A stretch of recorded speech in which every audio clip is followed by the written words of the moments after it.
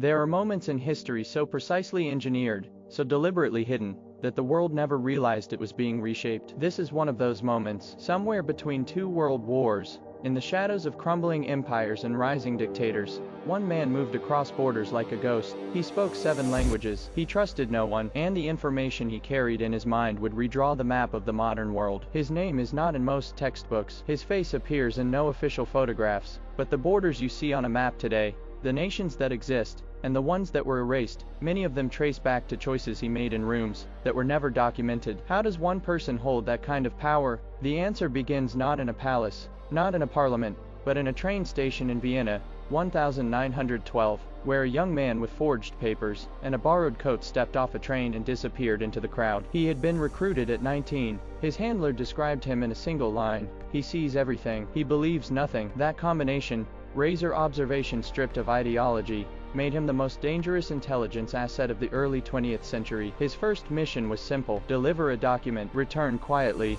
But what he discovered inside that document changed him forever, and set in motion a chain of events no government was prepared to stop. The document contained a secret agreement between 3 European powers, a partition plan, territories promised to one nation in exchange for silence from another, and at the center of it, a betrayal so calculated it would ignite nationalism across 4 continents. He didn't deliver the document, he memorized it, then he burned it. What followed was 18 years of operation across 12 countries. He fed disinformation to 3 governments simultaneously. He leaked intelligence that collapsed 2 colonial administrations. He made allies of enemies and enemies of allies. Always one step ahead, always invisible. But invisibility has a cost. The people closest to him became targets. A contact in Cairo was arrested and never seen again. A courier in Warsaw was found with a bullet and no name. He kept moving. He had to. By the 1930s, the intelligence networks of 4 major powers all believed they were running him. None of them were. He was running himself, playing each one against the other to push a single outcome he had decided on alone: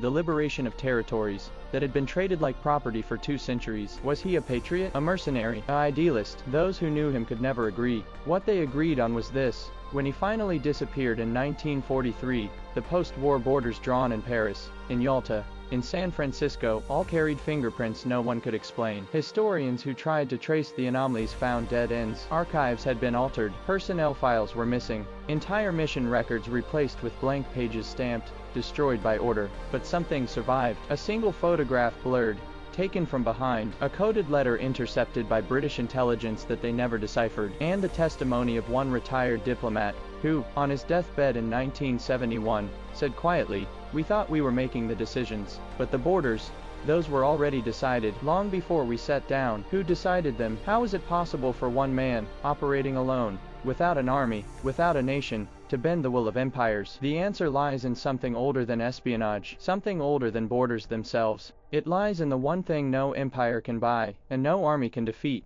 the precise, patient knowledge of what people are afraid to lose. He knew every government's secret fear, and he used those fears like chess pieces, moving them slowly, deliberately, across a board that only he could see. The final move came in 1944. A single intelligence report, routed through a neutral country, reached the desk of a senior Allied commander. The report suggested that a particular territorial arrangement, one that 3 governments had quietly agreed to carve up, was already known to the enemy. The risk of proceeding was too high. The arrangement was abandoned. The territory in question became an independent nation. It remains one today. There is no statue for the man who made that happen, no street named after him, no memorial. But the people who live in that country, who grew up speaking their own language, practicing their own traditions, governed by their own laws, they exist because of a choice made in the dark, by a man whose name we may never know for certain. Some historians call this mythology, an invented legend, a ghost story built around unexplained historical coincidences. And perhaps they are right. But ask yourself this: if someone did exist, if someone really did reshape the modern world from the shadows, one carefully placed secret at a time, would we ever be allowed to know? The borders are still there, the files are still missing, and somewhere, in an archive not yet opened, the truth is waiting, patient and silent as the man himself. History doesn't always belong to the ones who made it. Sometimes it belongs to the ones who made sure no one would ever find out.